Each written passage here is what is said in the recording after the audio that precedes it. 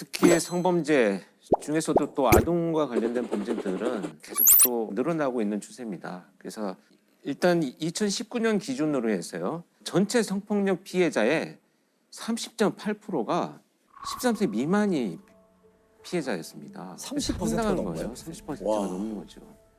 근데 이제 더 가슴 아픈 것은 16년도에 23% 정도였거든요.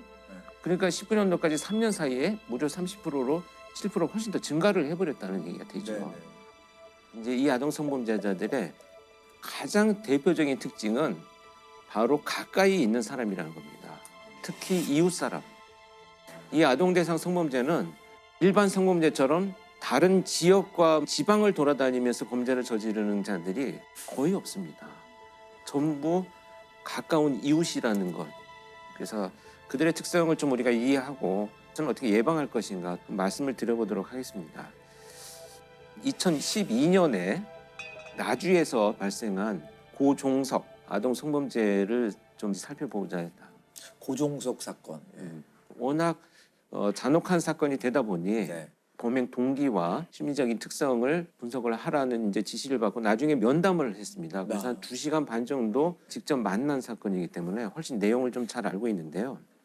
2012년 8월 29일 날입니다. 이 고종석이라는 자가 피해자 그 A양의 어머니를 동네에서 우연히 만납니다. 그리고 아이들 잘 지내죠라고 인사말을 건네니까 그렇다라고 헤어졌는데 이 고종석은 그 길로 바로 A양의 집으로 향합니다. 자신의 집과 그 이 피해자인 A양의 집은 불과 250m가 떨어져 있는 가까운 거리였었죠. 그러니까 말 그대로 이웃 사람이네요. 바로 이웃 사람입니다. 네. 그리고 평소에도 알고 있었고요. 그래서 새벽 1시 반경에 네. 이 집에 몰래 침입을 해서 마루 끝에서 자고 있는 A양을 이불채 납치를 합니다. 삼촌이야 괜찮아 이런 말을 하면서 130m 떨어진 다리 밑에 가서 성폭행을 자행을 합니다. 그래서 이 범인은 이제 고종석은 범행을 저지르고 나서 아이가 자기를 알아본다는 이유로 목을 졸라서 실신한 것을 보고 사망한 것으로 생각을 하고 방치하고 도주를 합니다. 근데 이날은 굉장히 심한 태풍이 불고 있었을 때고요. 태풍 댐빈의 영향으로 전국 대부분 지역에 지금 비와 함께 강한 바람이 불고 있습니다. 강풍과 함께 최고 150mm 이상의 많은 비를 부리겠습니다. 2012년에 태풍 왔죠. 그 범행이 이루어지던 날 비가 많이 오던 날인데 근데 제가 이거 참 너무 안타까운 얘기인데요. 그래서 이 아이는 그 비바람이 몰아치는 곳에서 11시간 동안 의식을 잃고 있었던 거죠. 그리고 나서 잠이 깨어가지고 의식이 돌아온 상황에서 네. 맨발로 아이고. 자기 집 쪽으로 30-40m를 걸어가다가 다시 쓰러져서 의식을 잃습니다. 이때 그 비바람이 몰아치던 곳에서 피해를 당한 A양의 나이가 7살이었습니다. 참 말하기가 어렵네요. 이 사건 정말 실제로 힘든 2시간 반 동안 또 사건입니다. 면담을 하셨기 때문에 머릿속에 너무 많이 떠오르실 것 같아요. 이 사건의 모든 면면들이.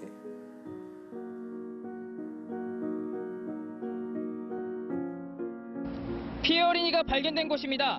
어린이는 어제 태풍의 장대비를 알몸으로 맞으며 경찰에 발견될 때까지 12시간 동안이나 이곳에서 고통과 두려움에 떨어야 했습니다. 피해 어린이는 응급수술을 받은 뒤 안정을 취하고 있지만 아직도 충격에서 벗어나지 못하고 있습니다. 그래서 수사가 전개가 됐는데요. 이제 아이의 진술을 들으면서 이제 가장 먼저 용의자를 선정을 해야 되기 때문에 들어보니 아이가 삼촌이라는 표현을 썼다라는 것을 통해서 나이가 그렇게 많은 사람은 아니구나. 뭐 20, 30대 연령 정도구나. 그리고 다른 특징이 무엇인가 했더니 이 아이가 영민하게도 검정 어두운 옷을 입고 있었는데 머리가 굉장히 짧았다라는 진술을 합니다. 그리고 비바람이 몰아치는데 이 장소라는 걸 본다면 차가 없었을 것이고 지역 내에 있었을 것이다. 이런 그 이제 수사에 압축을 했었는데요. 이런 것을 통해서 35시간 만에 순천에 있는 한 PC방에서 잠복을 하고 있다가 검거를 하는데요. 정말 이 분노할 것이 검거하는 순간의 경찰관 이야기를 들어보면 PC방에서 나주 성폭행범이라는 용어를 뉴스를 검색을 하고 있었다는 거예요. 그러니까 자기가 저지른 범죄에 대해서 얼마나 드러났는지, 아이는 살았는지 죽었는지 자기가 확인하고 보고 있었다, 이런 것이 밝혀져서 정말 분노했었죠. 분노. 여자 어린이 성폭행 사건의 용의자 25살 고모 씨가 경찰에 붙잡혀 들어오자 시민들의 분노가 폭발합니다. 고 씨는 죄송하다면서도 검증이 끝날 무렵엔 후련하다는 말까지 했습니다. 그래서 구동성은 잡힌 뒤에 뭐라고 얘기를 했나요? 일단은 이제 본인이 나는 술에 취해 있었다, 이렇게 주장을 하는데요. 그럼 약간 술김에 그랬다라는 얘기는 자기 약간 우발적으로 그랬다라는 그렇죠. 거를 결국은, 던지려고. 네, 형량에 관련된 변명을 하려고 하는 얘기인데요. 상당히 많은 이제 계획성이 드러나고요. 그날 저녁에 이제 어머니를 만났다고 했잖아요. 그때 의도적으로 질문을 한 것도 의도성이 있는 것이다, 이렇게 생각을 합니다. 그리고 이제 저는 그 이불 자체를 가져갔다는 것이 범행 장소를 이미 선정해 놓고 있지 않았는가 하는 생각이 듭니다. 왜냐하면 돌바닥에서, 다리 밑에 돌바닥에서 저희가 성범죄를 저지르려면 필요한 도구의 하나로 생각을 이미 하지 않았는가 하는, 계획적인. 계획성의 어떤 의미를 갖고 있다, 이런 생각이 들고요. 근데 이제 경찰 조사에서 뭐가 드러났느냐 하면 이 A양의 언니를 내가 대상으로 했었다는 거예요. 그래서 오래전부터 동네에서 잘해주고 과자도 사주고 이렇게 지켜봐 왔다는 거죠. 저도 참 이거 면담을 하면서도 황당했던 진술 중에 하나인데, 그 아이가 그날 거기서 자고 있었던 것이 운이 없었던 겁니다. 이렇게 저한테 면담을 하면서 이야기를 했습니다. 근데 저는 제가 정말 많은 범죄자들하고 마주 앉아서 감정을 억누르고 정보를 얻어내기 위해서 질문들을 해왔지만 이런 범죄자 사실 많이 경험하지 못했습니다. 특히 피해자를 살해하려고 했던 의도를 자기 말로 드러냈었습니다. 이미 죽은 줄 알았어요. 목을 졸라서 사망한 것으로 생각을 했어요. 이렇게. 그래서 자신의 행위로 인해서 남들이 불편함을 겪거나 고통스러운 것을 애초에 좀 고려하지 않는 사이코패스 성향의 판단이 되죠. 그래서 당시에 이제 법원이 결국은 무기징역을 선고를 하고요. 우리나라에서 처음으로 화학적 거세를 선고를 합니다. 집에서 잠자던 초등학생을 성폭행한 혐의로 기소된 고모 씨. 대법원은 무기징역과 함께 성충동 약물치료 5년, 전자발찌 부착 30년을 선고했습니다. 검찰은 피해 초등학생 A양이 성인도 견디기 어려운 큰 수술을 2차례나 받고 또 성폭행 사건이 없었던 한 살대로 돌아가고 싶다는 피해자의 충격 등을 고려해 달라고 말했습니다. 법정에서는 A양의 어머니가 흐느끼는 목소리로 A양이 재판장에게 쓴 편지를 읽었습니다. A양은 엄마가 나쁜 아저씨를 혼내주러 간다고 하니 편지를 썼다며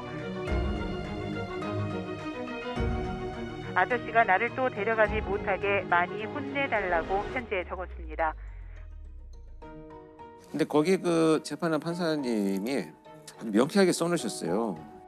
피고인은 가학적이고 잔인한 성폭력 범죄를 다시 범할 개연성이 매우 높은 점 등을 종합하면 성충동 약물 치료를 해라라고 이렇게 써놓으셨어요. 그러니까 무기징역이야. 그러나 혹시라도 나가게 될 상황에서도 이건 용납할 수 없다. 이런 좀 굳은 결의를 아마 굉장히 화가 나신 것 같아요. 왜냐하면 법무부 자료를 보니까 성범죄 유형별 아동 성학대 재범률이 37.5%라고 합니다. 37. 재범률이 가장 높은 범죄 중에 하나가 아동 성범죄. 근데 이 자들이 왜 그런 범죄를 저지르느냐면 일단 적절하게 사회적 상호작용하는 것에 만성적으로 실패를 합니다. 근데 그 실패들에 대해서 너무 지나친 두려움을 갖고 있는 사람들이에요. 그러다 보니까 자존감이 떨어져요. 이 자존감이 떨어지는 자기의 감정을 회복하기 위해서 거절하지 않는 아동을 대상으로 통제하고 조정하는 이런 범죄를 저지르는 거거든요. 그리고 정말 제가 놀랐던 것은 범인이 체포되고 나중에 그 지역에 가서 그 사람이 과연 어떤 사람이었습니까? 라고 물어보면 거의 100%가 그 사람 범인 아닌 것 같아라고 얘기를 해요. 왜냐하면 너무 온순하고 착하다는 거죠. 평상시 인사 잘하고. 이건 뭐냐 하면 애초에 타인의 시선에 매우 민감하고 거절에 두려워하는 이런 사람들이 자신을 지켜나가는 삶의 방식일 뿐이지 성향은 절대 아니라는 거죠. 친절한 이유가 있군요. 그렇죠. 어떤 일종의 가면이라고 봐야 되겠죠. 그럼 이런 사람이 주위에 있어도 알아내기는 굉장히 굉장히 힘들다는 어렵습니다. 얘기네요. 네. 그리고 그런 외부의 시선에 너무 예민하고 그러니까 책임을 반드시 상대방한테 전가하는 이런 특징들을 좀 보여줍니다. 그래서 대부분 어떻게 진술하냐면 그 아이가 평상시에 나를 좋아했어요. 이게 걔 때문에 내 인생이 망친 거예요. 그 아이가 내 근처에 있었던 게 문제네요. 네. 그러니까 내가 반드시 찾아가서 복수할 거야 이런 얘기를 아무렇지도 않게 하고 아이자들은 정말 아무렇지도 않게 상대방 타진하면서 가면을 쓰고 살아가는구나 이런 것을 이제 알 수가 있었죠.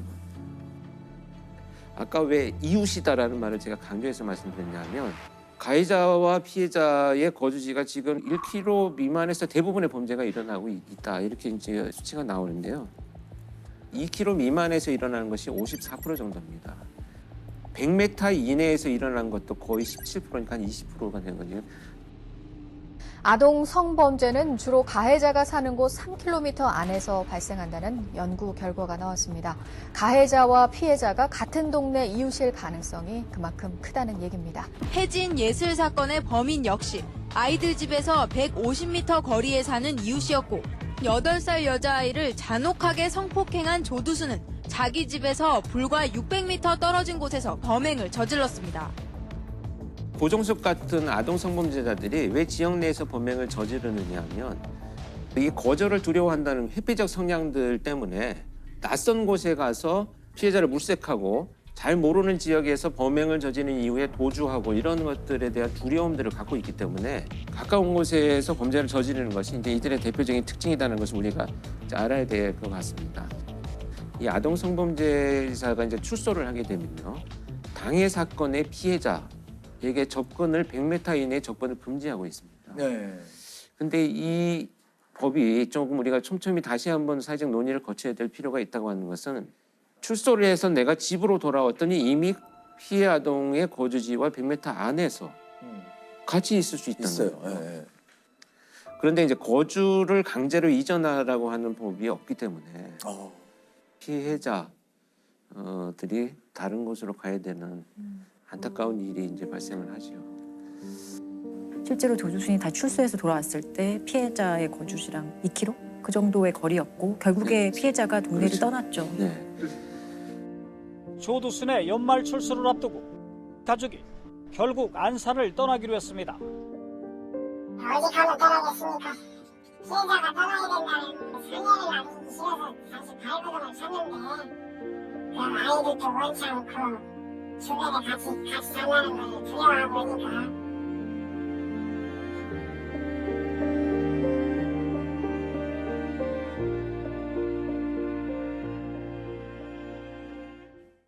성범죄는 저는 굉장히 끔찍한 장면들을 많이 보았기 때문에 굉장히 예방에 대해서도 아이들이 좀 현실적으로 이해할 수 있는 교육을 시켜야 되는데 낯선 사람 따라가지 마라는 얘기는 부모님들한테 많이 들어서 알고 있는데 왜 따라가면 안 된다는지는 아이들은 몰라요. 그래서 아동 성범죄자들의 1번이 도움 요청이에요. 물건 좀 들어줄래? 이런 방식으로 이제 도움 요청을 해서 아이들의 도덕심을 유발하고 그래서 따라가지 마 무조건 하지 말고 아이들한테 어른들이 도움 요청하는 경우는 없어. 다른 어른한테 도와달라고 해. 이렇게 가르치는 게 오히려 현실적이다. 저는 이렇게 생각을 하고요. 그리고 지금 통계를 보면요. 대부분 이제 결국은 아동들이 유인되거나 끌려가는 곳들이 다 공원, 놀이터 이런 곳입니다. 아이들이 분명히 있는 곳들에서 많이 이루어지는 범죄들이고요. 발생 장소 주변에 우리 이제 감시망이라는 게 있잖아요. CCTV나 이런 도시 설계 구조를 통해서 위험률은 저는 굉장히 낮출 수 있다고 보거든요. 네, 자제하겠죠. 할 수 있는 최대한의 방법들을 강구해서 발생의 어떤 예방 이런 것을 병행해야만 조금이나 줄어들지 않을까 하는 생각을 합니다. 제가 말씀드린 사건이 굉장히 또 그 분노했던 사건인데요. 그 2005년에 한 프로그램에서 이 아버지가 백악종이라는 그 질병이 있습니다. 그러니까 이가 다 빠져가지고 어금니만 남게 되는데 이게 전 세계에 한 2% 정도 되는 희귀병이라고 합니다. 그래서 치료가 잘 안 되고 있는데 그것이 자기가 그 병을 앓고 있고 그 딸한테도 이게 이제 유전이 됐다고 해서 방송에 나와가지고 도움을 이게 불과 몇 달 만에 기모해진 거거든요. 성장 속도에 맞춰서 얘가 더 커지는 거예요. 계속해서.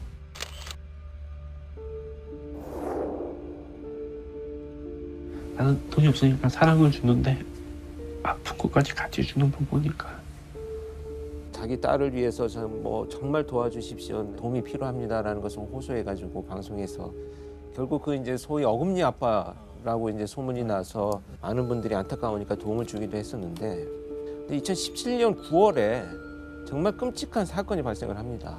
자기 딸, 당시에 14살 된 자기 딸의 친구를 수면제를 먹여서 잠이 든 이 아이를 이제 성추행을 하다가 이 아이가 잠에서 깨어나니까 이 아이를 살해한 사건이 발생했습니다. 그래서 천사 아빠로 알려졌던 어금니 아빠 이모 씨의 두 얼굴이 속속 드러나고 있는데요. 이영학 사건은 우리 사회를 충격에 빠지게 했습니다. 처음에는 이제 그 어떻게 된 거냐라고 추궁을 했더니 아내가 죽고 나서 굉장히 우울해가지고 내가 자살을 하려고 음료수에다가 수면제를 넣어두었는데 아이들이 이것을 놀면서 음료수인 줄 알고 먹고 그렇게 사망했다라는 이제 그런데 부검을 해봤더니 전혀 다른 결과가 나온 거죠. 이제 목에 졸린 흔적, 그다음에 이 수면제가 그 정도의 치사량도 아니고 체포를 해서 조사를 하게 됐죠. 딸의 친구를 범행 대상으로 했다는 건 정말. 그런데 이제 이 범인의 이제 포렌식을 해가지고 조사를 해봤더니 기존에 이미 가출한 여성들을 자기 집으로 불러들여서 같이 생활을 한. 이 씨는 자택 건물 5층에 사무실 같은 여러 개의 방을 두고 평소 최소 2명에서 서너 명의 젊은 여성들과 함께 지냈습니다. 그런데 이 범죄자가 참 특이한 게 14살부터 19살까지 요 미성년자네요. 미성년자인데 아주 교묘합니다. 13세 미만이면 처벌이 훨씬 더 커요. 그러니까 이건 형량상으로 봐서도 다 경계선을 넘어가고. 그걸 계산해서 한다는 거예요? 네, 계산을 했어요. 왜냐하면 이영학이가 자기 아내를 만날 때가 14살에서 만나서 16살에 이 딸을 낳았거든요. 그러니까 충분히 알고 있었고 단순히 소화기호증이다 이런 이제 분석을 하신 분들이 계셨던데 소화기호증은 13세 미만을 대상으로 하는 거거든요. 이영학이 같은 경우는 단순 소화기호증이라기보다는 취약한 문제를 갖고 있는 사람들을 이렇게 유인을 해서 성범죄를 많이 시도를 해왔다는 거죠.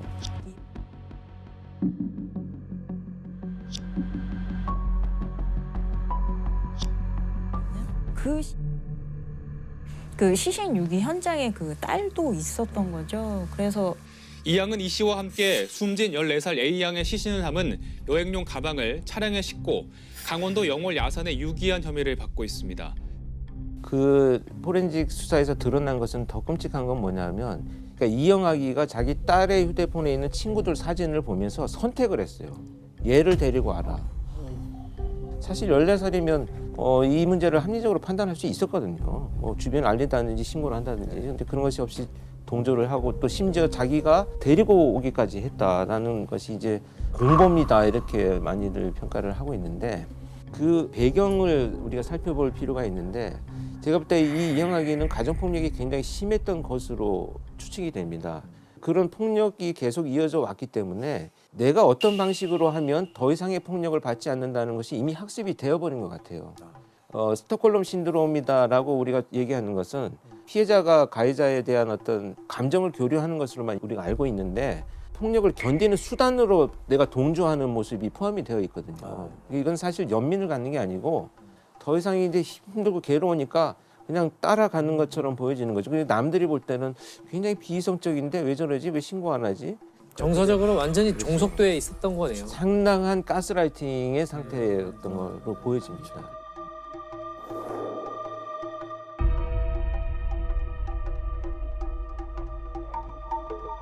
파면 팔수록 드러나는 이영학의 추악한 실체는 온 국민을 충격과 분노에 빠뜨렸는데요. 하지만 여기서 끝이 아닙니다. 이 이영학이라는 자는 이제 속속들이 정말 악의 모습이 드러나게 되는데요. 기존에 이미 성매매를 알선하는 사이트를 운영을 해왔었고 거기에 아내가 포함이 됐어요. 이 씨는 일종의 포주 노릇을 하며 여러 여성들을 모집해 성매매를 알선하고 나아가 아내까지 다른 남성들과 성관계를 갖게 한 것으로 나타났습니다. 그런데 그 장면을 제가 보니까 온몸이 문신이에요. 이 아내가.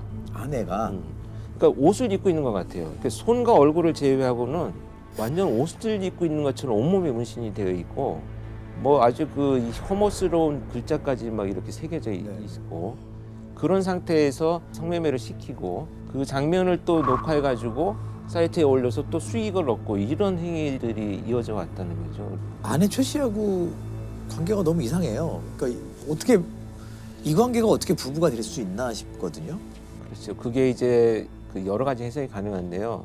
상당한 폭력과 지배 속에서 있었던 것으로 이제 추측이 되고요.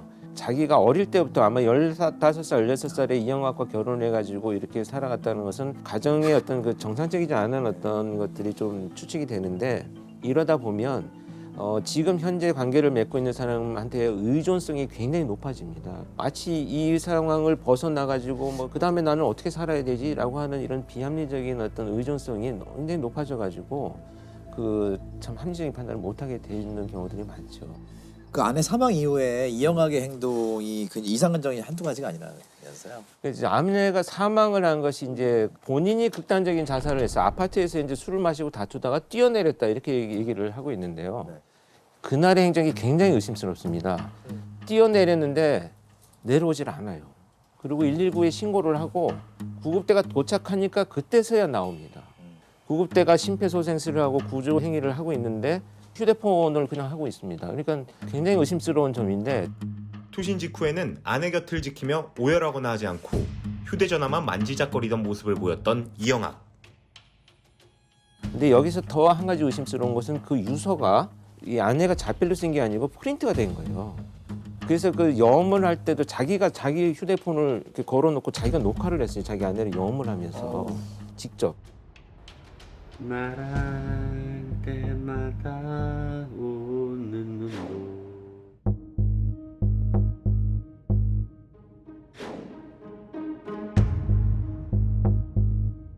이영학의 아내 최 씨의 죽음을 두고 그동안 자살이냐 아니냐 많은 의혹이 제기됐는데요. 사실은 이제 그 사망하고 나니까 그래서 밝힐 수 있는 방법은 없고 내가 싸웠다라고 하니까 뭐 이런 상처들도 났다. 또 다른 방에 있어서 못 봤다 이렇게 진술하고 있기 때문에 그 수사에 대해서는 사실 입증할 수 있는 자료가 굉장히 부족한 상태입니다. 안타까운 것은 자기 아내와 딸은 결국은 자기 어떤 그 금전적인 목표를 이루기 위한 도구로만 이용됐다는 그런 안타까운 사건이죠. 그걸 오히려 제 아내 죽음 자살에 대해서 좀 진실을 밝혀주십시오. 처음에는 그냥 정신없는 사람이라고 생각했다가 너무 용의주도 하고 나쁜 사람이네요. 이런 현상을 보이는 게 이제 뭐 여러 가지 이유가 있겠지만 사이코패스도 있을 수 있고 특히 경향성으로 봐서는 이 연극성 성격 장애의 경향성이 굉장히 저는 높다고 생각을 합니다. 이게 연극성 성격 장애라는 것은 어떤 관심을 끌기 위해서 굉장히 극적인 드라마틱한 것을 잘 만들어요. 그리고 그 관심이 조금이라도 소홀해지면 막 충격적인 일을 만들어서 어떻게든 관심을 끌고자 하는 이런 그 경향성이 굉장히 높은 사람들인데 이 사람들이 그 성적 중독이 굉장히 높은 경우가 많습니다. 그러니까 성과 관련된 어떤 행위라도 합니다. 심지어 아내를 성매매시키면서 찍어서 동영상을 뭐 판매하고 말이죠. 이런 정말 저는 악마 이런 말도 표현하기 싫어요. 악마도 못 되는 인간들인데 이영학의 형량은 어떻게 되었나요? 처음에 사형이 선고가 됐었는데 이제 또 이제 항소를 하고 그래서 무기징역으로 이제 감형이 됐는데 저런 겁니다. 이제 난치병을 앓고 있었고 어려서부터 뭐 학력이 좀 떨어지고 그래서 정상적인 판단하지 못하지 않았느냐 이런 것들이 좀 가만히 됐고요. 그다음에 아내 사망 후에 뭐 분노, 죄책감, 충격 등을 경험했다라고 하는데 이것은 다 반영이 됐네요. 네, 그 얘기들이. 반영이 됐어요. 또 왜곡된 성적 충동을 해소하거나 억제할 방법을 찾지 못해서 우발적인 살인이 일어난 것으로 보인다. 일단 판결문 자체가 좀 납득이 안 돼. 지금 얘기를 들어보면. 근데 이제 그 범죄의 이제 원인이 그 범죄인의 책임이 당연히 제일 크겠죠. 사회가 범죄의 배양기다. 또 어떤 사람은 그 타고난 유전적 요소. 그러면 본인과 타고난 것과 환경과 사회의 책임을 몇 대 몇으로 가져가야 되느냐 하는 데 대해서 합의가 돼 있지는 않은 것 같아요. 근데 지금 이 판결은 타고난 것도 좀 부족한 게 있고 그래서 이제 사형을 못 하겠다는 거고 당연히 사형해야지 이렇게 그런 사람이 볼 때는 이런 판결을 보면 정말 피가 거꾸로 섰죠. 아 그럼 사회가 책임이면 저런 악마 같은 범죄 저지른 내가 책임이 있단 말이야? 좀 몸이 불편하면 다 저런 짓 해? 그렇다고 어떻게 그게 책임이 덜어져? 뭐 이렇게도 생각할 수 있는 거잖아요. 근데 상식적으로만 생각을 해보면 그 사형과 무기징역 지금 그 경계가 언뜻 생각하기에는 교화 가능성이 정말 단 1%라도 있는가의 문제일 것 같은데 얘기를 듣다 보면 과연 좀 회의적인 생각이 드는 것 같아서 사실 우리 무기징역이라고 하는 것이 한 20년이 지나면 가석방의 대상이 되거든요. 아마 제가 볼 때 이런 정도의 치밀함을 갖고 있다면 가석방을 해서 나가기 위해서 엄청난 모범수로 살 가능성이 있어요. 이춘재가 지금 밝혀지고 나서 다들 모범수라고 하지 않습니까? 그럼 이춘재가 그 악마성을 그냥 감추는 이유는 큰 나중에 어떤 목표가 있었다는 얘기가 되거든요. 이영학도 그런 준비를 하지 않을까 생각이 들죠.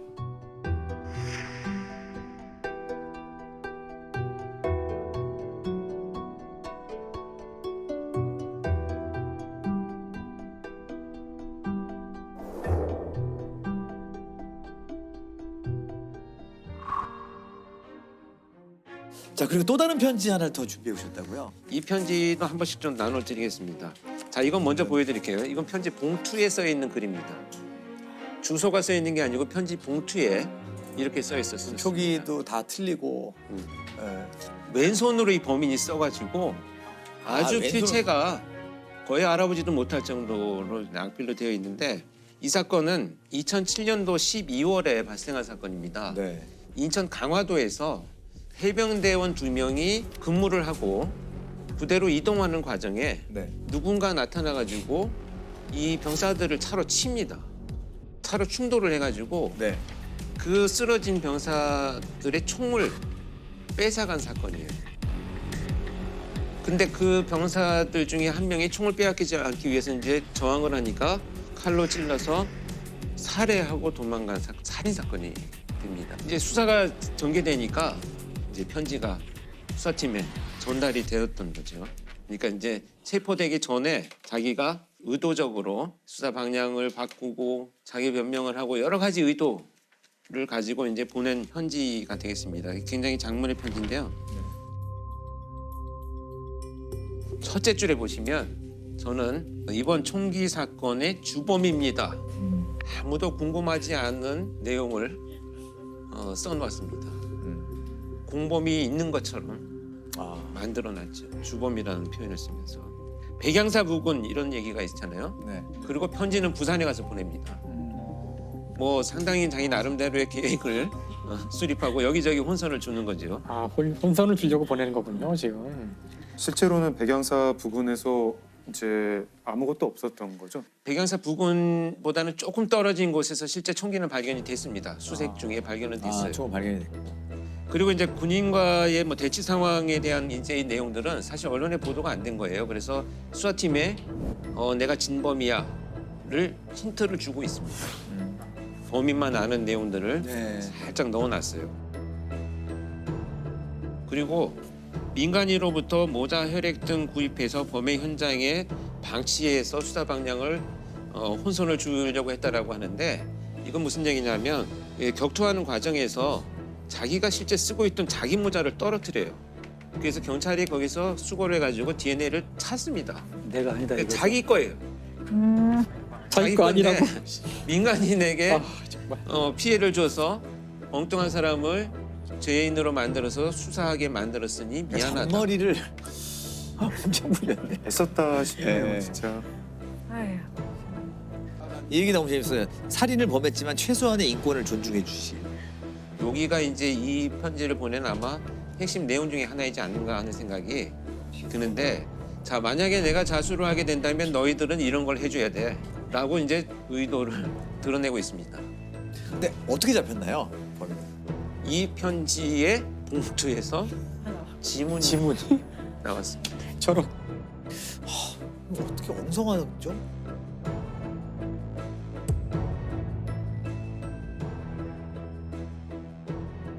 이 편지나 글을 통해서 심리 분석해봤는데 이 편지로도 이렇게 다 분석이 가능하군요. 많이들 알고 계신 사건이지만 강호순 사건은 정확히 어떤 사건이었는지. 2006년 12월 20일 무렵부터 연쇄적인 살인을 저질렀던 사건이죠. 그래서 2009년. 경기도 화성에서 최근 여성 2명이 잇따라 실종된 데 이어서 수원의 30대 여성도 보름 넘게 연락이 끊긴 사실이 추가로 드러났습니다. 장소는 모두 화성 연쇄살인 사건이 있었던 곳에서 멀지 않은 곳들입니다. 뉴스에서 막 실종 신고가 계속 나오고 이 지역이 위험하다, 경찰들이 계속 수사를 하는데도 계속 실종이 벌어지는 이유가 뭔가를 알기 위해서 마지막 목격된 장소들의 버스 정류장들이에요, 대부분이. 그래서 거기를 가서 이렇게 서 있어 봤더니 동네 분들이 지나가면서 아니 근데 추운데 여기 서 있지 말고 그냥 제 차 타세요. 저기 모셔다 드릴게요. 이런 문화가 있는 곳이더라고요. 그러니까 그것을 문화를 이용한 상황을 이용한 범죄로 넘어간 거예요. 같은 길이면 태워드릴게요. 그러면 아니요 괜찮아요 타지 않습니다. 그러면 교묘하게 이 피해자를 자기한테 유인해요. 그럼 내가 나쁜 사람으로 보입니까? 이런 화려한 이런 그 수법을 이용해서 마지못해서 타게끔 만들어서 그때 범행을 저지르는 것으로 진화된 이런 범죄입니다. 보통 사람들의 어떤 친절과 배려를 이용한 범죄죠. 지금은 버스가 뭐 몇 시에 온다 몇 시에 온다가 알려져 있지만 그때만 해도 무작정 나가면 뭐 20-30분씩 추운 날 기다려야 되는 상황인데 그러니까 사람들이 거의 없고 너무 추우니까 누가 누구 차를 탔는지도 관심도 없고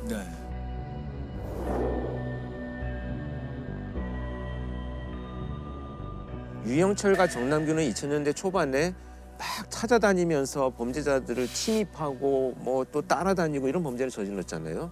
근데 자연스럽게 자기의 통제 안에 피해자를 들어오도록 만드는 것으로 상황을 이용한 범죄로 넘어간 것이 강호순이에요. 그러니까 그래서 되게 용의주도하고 치밀한. 네.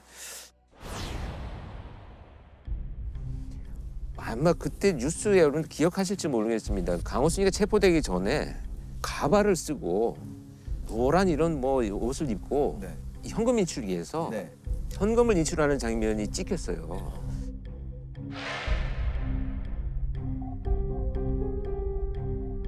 4시간 후에 그 장소에 나타난 거예요. 그래서 이제 수사의 방향이 대중교통으로 왔느냐, 뭐 걸어왔느냐, 자기 차를 타고 왔느냐 여기에 따라서 우선순위가 결정이 돼야 되는데 이 목격자 진술이 다 다른 거예요. 그래서 어떤 사람은 뭐 자기 차 타고 가더라, 뭐 뛰어가더라, 뭐 택시 타고 왔다, 뭐 이런 다양한 진술이 나왔는데 그때 한 학생이 마침 그 인근을 지나가다가 강호순이하고 어깨를 부딪혔어요. 그래서 이 학생은 나름대로 어떤 충격과 이벤트도 있었고 그 상태에서 얼굴을 본 거죠. 자기가 이상한 사람이 막 가발 같은 거 쓰고 가니까 이렇게 유심히 봤는데 자기 차를 시동을 걸더니 타고 갔다 이렇게 진술을 했었어요. 그런데 워낙 다르니까 제가 그래서 이제 그 학생을 체면 수사를 했는데 체면 상태에서 승용차가 아니고요. 차 위에 이렇게 삼각형의 뿔이 있어요. 이게 택시였던 거예요. 택시네요. 그래서 이제 택시로 일단은 가닥을 잡았는데 이게 참 신뢰하기가 어렵잖아요. 진술이 바뀌어서 그 시간 그 장소로 돌아가면 본 장면도 기억을 해내고 같이 보는 다른 목격자를 또 찾을 수가 있어요. 그러면 그 인근에 그 장면을 보고 있는 사람이 누가 있느냐. 내가 분명히 봤지만 누가 보고 있는지는 몰랐는데 그 학원 버스 기사 아저씨들 서너 명이서 그 장면을 보고 계세요. 그래서 그날 근무자들을 불러가지고 봤느냐. 봤다. 근데 이상한 사람이 택시를 타고 가길래 참 저런 사람이 밤늦게 어딜 돌아다니나 자기들끼리 그런 얘기를 했다는 거예요. 근데 신뢰성이 높아지잖아요. 그래서 결국은 그 지역이 강호순이가 그 거주하는 지역과 관련이 있다라는 것이 이제 애초에 수사 방향에서 판단이 되어가지고 수사가 빨리 전개가 됐던 것도 있었죠. 경찰은 여대생이 사라진 군포 보건소와 현금이 인출된 안산 성포동 농협 일대에 있는 300여 개의 CCTV를 찾아냈고 사건 당일 찍힌 차량 소유주 7천여 명을 하나하나 확인해 갔습니다. 그때 마지막 그 여대생을 차에 태워서 가면서 조수석 밑에 의자 밑에서 못 올라오게 누르고 한 손으로 운전을 하는 장면이 딱 찍혔어요. 뭔가 이상하다라고 해서 포착을 했는데 그 차가 강호순이의 어머니 명의로 되어 있었어요. 가서 확인을 하고 1차 면접 조사를 하고 내일 다시 한번 너에 대한 조사를 하겠다 출석해라라고 했는데 그날 밤에 얘가 증거인멸을 하려고 불을 질러버린 거예요. 그래서 자기가 신고를 합니다. 내 차가 어떤 사람이 불을 지른 것 같다. 그 말이 결국은 수사팀의 입장에서는 내가 범인이다라는 말로 이제 해석이 된 거죠. 하도 안 잡히니까 이제 진짜 오만해지고 약간 분별력이 없어졌군요. 아주 오만하고요. 그런 아주 불쾌한 감정이죠. 근데 강호순 같은 경우에는 또 특히 자기 통제에 굉장히 능했다고 들었거든요. 네. 자기도 통제를 잘하고 특히 상대방을 조종하는 능력이 워낙 뛰어나가지고 저도 그 첫 장면에서 처음 만날 때 0.1초 사이에 심부름을 할 뻔했어요. 저도. 그러니까 들어가서 문 열고 들어가는 순간에 이야기하려면 물이라도 들고 와야지 맨손으로 오시면 안 되죠. 이렇게 얘기를 하는 거예요. 저도 모르게 그냥 물 가지러 가거든요. 이게 심부름 하는 거예요. 그러니까 내가 널 통제하고 있어라는 강렬한 메시지를 주는 건데 그 0.1초 사이에 아차 얘가 사이코패스였구나. 물은 내가 필요할 때 갖다 줄게. 나는 지금 너하고 이야기를 나누러 왔어. 그렇게 먼저 아주 친절하고 단호한 의사 표현을 했죠. 그 이제 일부 자백을 하고 있을 때 이제 투입이 돼서 자백을 하기 위한 면담을 시작을 했는데 이 손을 이렇게 탁자를 치면서 나하고 이럴 시간에 DNA라도 하나 더 찾는 게 빠를 텐데 이런 얘기를 했었어요. 그래서 제가 충분히 찾고 있어. 며칠 걸릴 텐데 찾을 거야 걱정하지 마. 이런 식의 대화가 진행이 됐거든요. 그러니까 뭐 통제하고 통제당하고 막 나도 너 막 통제하고 막 이런 치열한 기싸움이 느껴지네요. 이미 뭐 벌을 덜 받게 해주세요. 뭐 이런 마인드는 없는 거죠. 없어요. 존재하지도 않아요. 물론 사람이 다 살아가면 누구나 좀 약간 내 마음대로 조종하고 통제하는 욕구들은 있어요. 근데 그게 너무 지나치다는 건데 특히 범죄 상황에 있어서는 강호순과 이춘재가 결이 상당히 비슷한 범죄자입니다. 이 범죄자들의 특징이 뭐냐면 결박이에요. 그 결박이 갖는 의미는 피해자를 살려둔 상태에서 최대한의 나의 모든 환상과 할 수 있는 일들을 다 성취하겠다라는 욕구에서 나온 거거든요. 그래서 범행 도구를 사용하지 않고 피해자의 의복으로만 결박을 해요. 이춘재도 결박이 굉장히 많이 나왔고 그런데 이춘재 사건에서 보면 우리가 8차 사건에 억울한 분이 이제 밝혀졌잖아요. 결박이 나타나지 않았거든요. 그래서 패턴이 바뀌었다라고 그 당시 수사에서는 판단했던 거예요.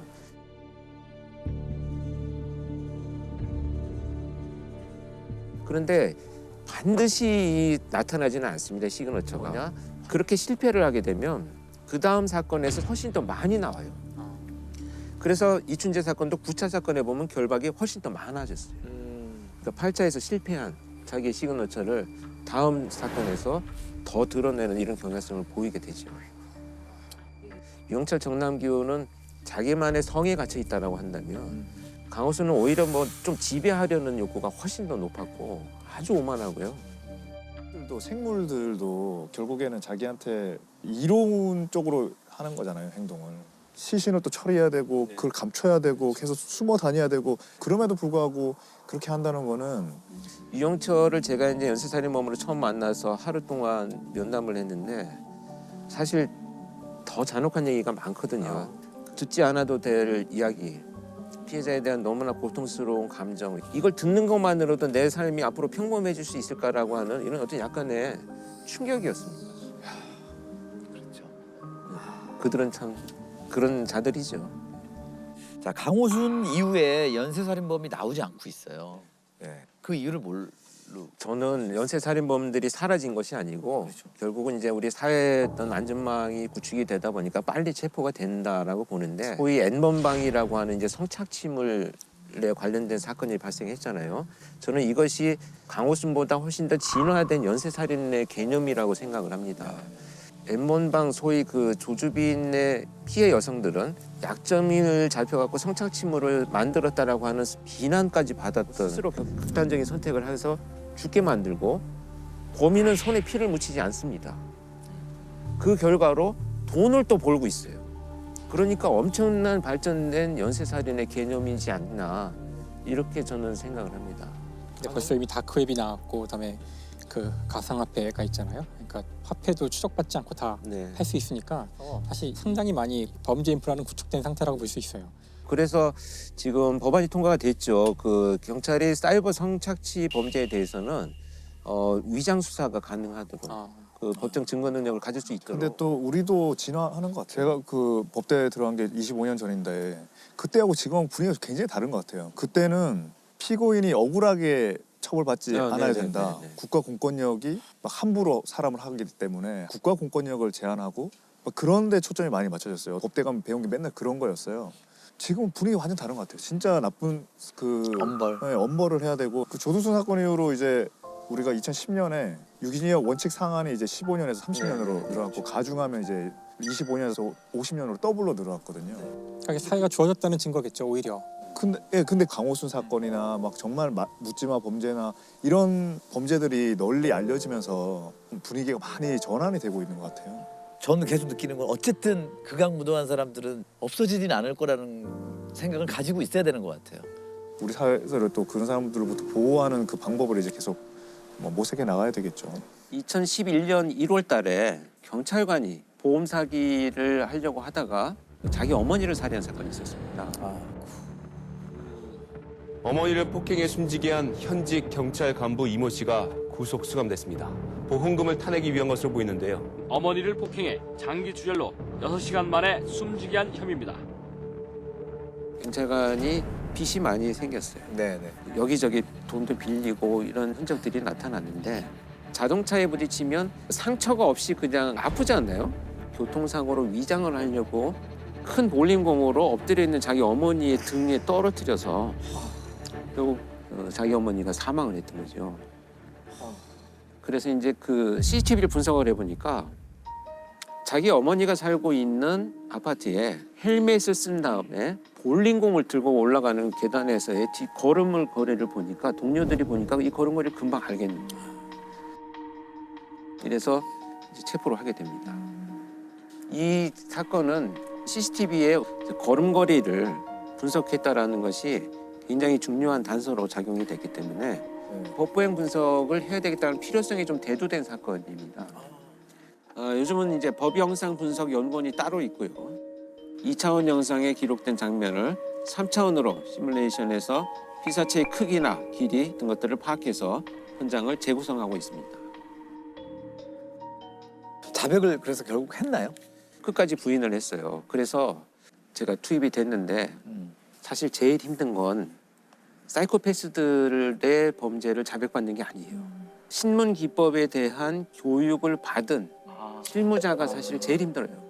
특히 이자 같은 경우에는 제가 수사연수원의 교수로 근무를 할 때 신문 기법 과정에 교육을 들어와서 교육을 다 받고 간 사람이에요. 교수님 수업을 들었다? 네, 수업 다 들었어요. 교수님의 제자였던 건가요?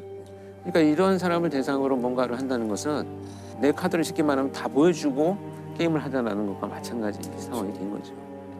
막막한 심정으로 현장에 이제 투입이 됐는데 제가 들어갔더니 아니나 다를까 결국 오셨군요 이렇게 얘기를 하더라고요.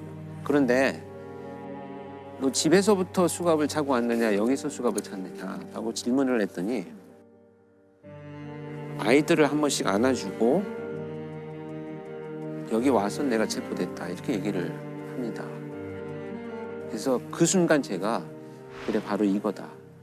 뚫고 들어갈 만한 심리적인 구멍은 여기구나 라는 생각을 해서 네 머릿속에는 법정에서 이미 빠져나갈 구멍을 너는 머릿속에서 엄청나게 생각을 하고 있을 것이다. 그런데 너는 어머니를 살해한 죄로 지금 체포가 된 거다. 그렇다면 어머니를 살해한 우리 형, 할머니를 살해한 우리 아빠 이렇게 가족들이 네가 그런 법정에서의 투쟁을 해나가는 것을 이해하고 도와주려면 그러기 전에 먼저 그 사람들을 설득하고 가는 것이 나도 마지막에 배려다. 제안이자 배려다. 라고 이렇게만 얘기해서는 자백하든지 말든지 난 관심 없다. 그랬더니 이제 고민을 합니다.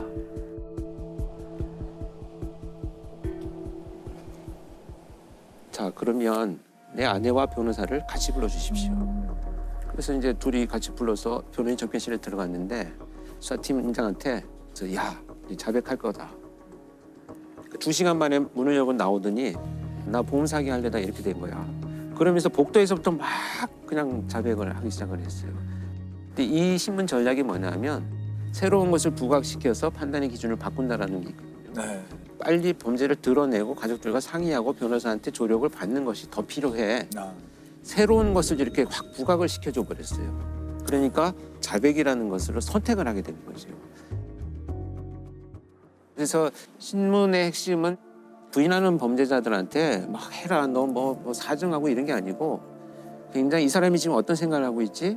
그렇다면 나는 어떤 제안을 하면서 빨리 본인 스스로 판단을 하게 만들어줘야 되겠구나를 결정하고 이끌어가는 것. 이것이 이제 프로파일러 역할들이 되겠죠. 바로 오원춘 사건입니다.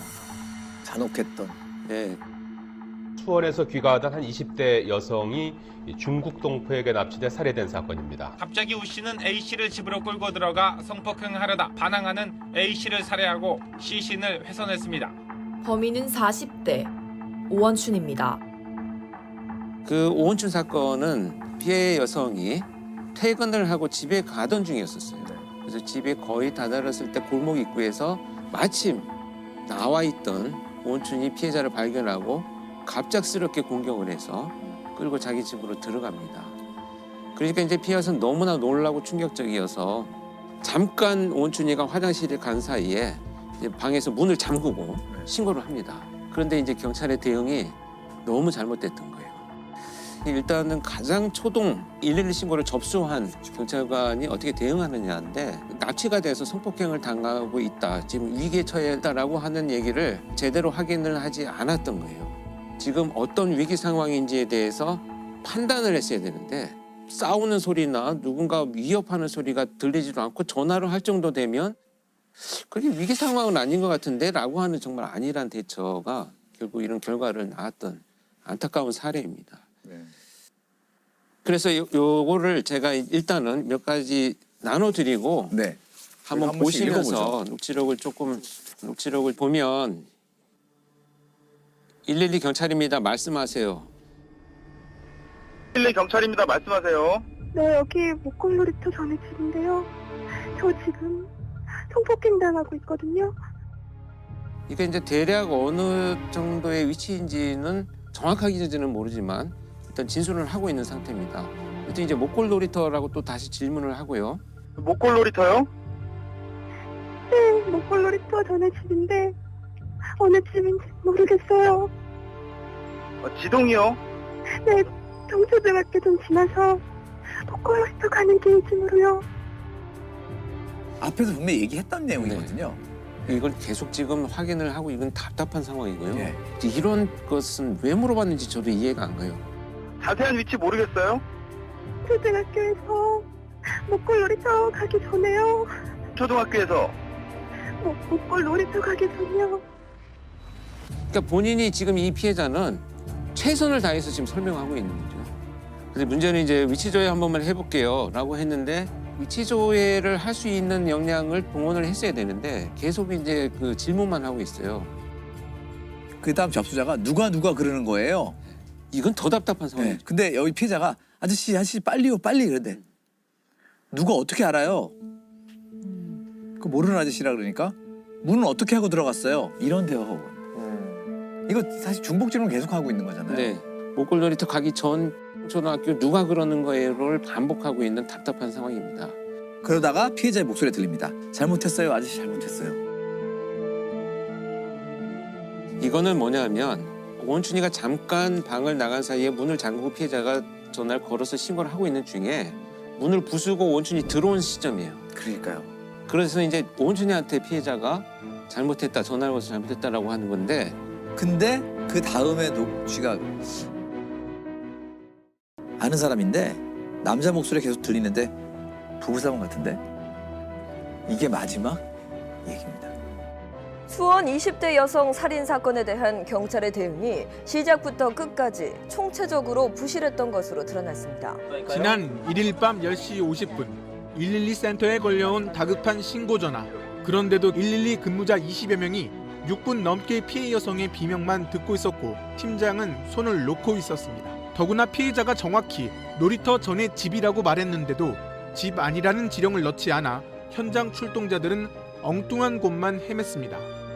여기서 가장 큰 잘못은 구조 요청이고 위기 상황이라고 하면 어떤 상황인지를 자기가 자기적으로 임의적으로 판단하면 안 됩니다. 물론 자기들이 나중에 변명을 할 때는 집집마다 그렇다고 이 시간에 다 들어가 볼 수는 없지 않느냐라고는 하지만 사실 위기 상황이라고 판단이 되면은 지역 주민들이 뭐 경찰한테 항의하고 욕을 한다고 하더라도 해야죠. 이게 문제는 아니라고 저는 보거든요. 그렇죠. 그런데 이 당시에 지금 확인을 나중에 해봤더니 그 경찰관으로 임명된 지 얼마 안 된 초임 순경이 112 신고를 받았다는 것이 이제 밝혀졌죠. 진짜 공포에 떠는 사람의 목소리를 저희는 실제로 들어본 적이 없잖아요. 예, 그 사실은 이런 감지 능력이 경험이나 여러 가지로 좀 있어야 되는 분들이 받아야 되는 것 같긴 해요. 네, 당연히 이제 그 112 상황실에 이제 사실 발령이 되려면 충분히 교육도 되고 경험이 있는 사람으로 당연히 했었어야 된다. 이것도 조직적인 문제죠. 개인의 문제라기보다는.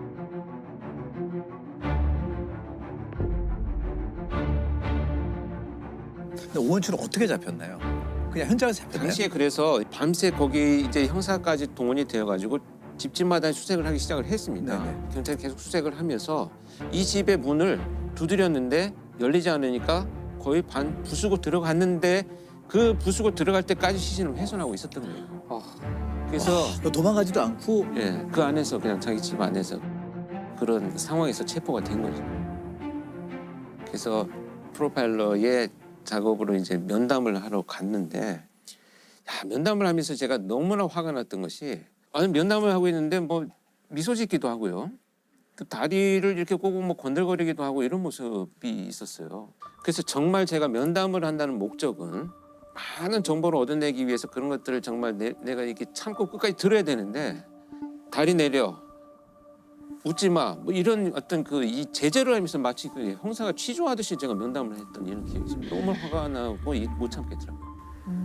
그러니까 죄의식이나 뭐 어떤 그런 게 하나도 없는 거죠. 없었어요. 근데 대화를 나누고 나서 분석을 한 결과는 사이코패스는 아닌 것으로 저는 일단은 면담의 결과 보고서를 작성을 했어요. 나중에 검사 결과도 20점 정도기 때문에 사이코패스가 높지는 않다는 결과가 나오긴 했습니다만 어떻게 그럴 수 있을까요? 그러니까 이게 뭐냐면 어릴 때부터 성장의 배경을 쭉 들어보니까 사회적인 학습을 경험할 기회가 전무했었어요. 어떤 일이 발생했을 때 내가 어떻게 대처해야지 뭐 이런 성장하면서 우리가 조금씩 배워가는 사회화 과정이 너무 없었기 때문에 그 상황이 됐을 때 대처할 수 있는 합리적인 방법을 자기가 못 찾고 그냥 계속 훼손만 하고 있었던 거죠. 뭐 윤리의식이라든지 기본적인 그렇죠. 바탕이 된 사회화되는 과정들이 지식이나 이런 게 하나도 없다라는 전혀 거죠. 없어요. 오원춘에 대해 대법원이 사형이 아닌 무기징역을 확정했습니다. 무기징역을 확정함에 따라 또다시 사법부의 법 적용이 너무 느슨한 것 아니냐는 논란이 불거질 것으로 보입니다. 자, 이 사건 이후에 112 시스템이 좀 바뀌었나요? 경찰의 위치 추적에 관한 법률이 그동안 계속 요구가 됐었는데 통과가 안 되다가 오원춘 사건을 계기로 통과가 돼버렸어요. 그래서 위치 추적을 할 수 있게 되는 법이 시행이 됩니다. 그 당시만 해도 경찰이 강제로 위치 추적을 할 수 있는 권한은 없었습니다. 그러니까 그전에는 소방의 협조를 받아서 그것도 당위성을 설명을 해야 되고 뭐 이런 과정을 거쳤는데 이게 생략되고 이제는 경찰이 바로 긴박한 상황이다라고 판단이 되면 본인의 동의가 없더라도 통신사의 협조를 받아서 나의 위치 정보를 강제로 오픈시켜서 확인할 수 있도록 지금 법이 또 개정이 됐습니다. 그다음에 이제 2013년에 이제 통합 시스템을 구축을 하면서 예전에는 이게 112 신고가 이렇게 경찰서마다 상황실에 있었어요. 근데 그거를 통합을 하면서 기준을 만들었어요. 112 종합 지령실에 발령을 날 수 있는 요원은 최소한 수사 형사 3년 이상, 그다음에 교통사고 처리 3년 이상라고 해서 그 자격이 있는 사람들이 교육을 받고 통합 시스템에 와서 근무를 하면서 이제 신고를 받는 사람은 자기 혼자 지금 지령을 듣고 있잖아요. 상황실에서만. 그러면 출동을 하는 요원은 무전 지령만 받기 때문에 지금 얼마나 위급한 상황인지를 사실 감이 없어요. 근데 그거를 지금은 출동하는 경찰차에 달린 내비게이션을 통해서 같이 듣게 되어 있어요. 그 대화를 들으면서 출동하는 경찰관은 정말 이걸 사이렌을 켜고 가야 되나? 끄고 가야 되나도 판단을 해야 되죠. 이런 미미한 부분까지 결정할 수 있는 것이 코드화되어 있습니다. 코드의 어떤 그 방식이 이때부터 도입이 되기 시작을 했죠. 여성 비명이 들리는 등의 상황에서는 통화 중이라도 긴급 출동합니다. 경찰이 긴급 신고에 적극적으로 대처하기로 했습니다. 통화 도중 출동 지시가 필요한 코드형 사건의 경우 특별 관리하고 코드 1인 경우에는 최단 시간에 출동시키기로 했습니다. 지금은 이런 시스템이 잘 구축이 되어가지고 훨씬 효율 있게 지금 대응을 하고 있습니다. 이 바뀐 시스템으로 해결된 사건들이 좀 있었나요? 아마 이제 여러분들 뭐 여러 방송에서 보도가 된 내용들인데 2018년에 데이트 폭력 피해자가 감금이 되어가지고 신고를 하면서 여기 모텔인데요. 짜장면 좀 배달해 주세요라는 신고가 있었습니다. 근데 그걸 정말 수사를 오래 했던 형사가 여기 관련 나서를 받으면서 모텔인데 분명히 112 신고인데 짜장면을 배달해달라고 하는 것은 지금 이 사람이 말을 못하는 상황이라는 것을 직감을 하기 시작했어요. 경찰입니다. 무슨 일이세요? 네, 여기 모텔인데요. 짜장면 필요해요. 짜장면이요? 혹시 남자친구한테 맞았어요? 네. 짜장면집이라고 말하면서 저한테 말하시면 돼요. 여기 502호예요. 502호 가시고 똑똑똑 두드리면 문 열어주세요. 네. 짜장면 빨리 갖다 드린다고 하세요. 남자친구한테.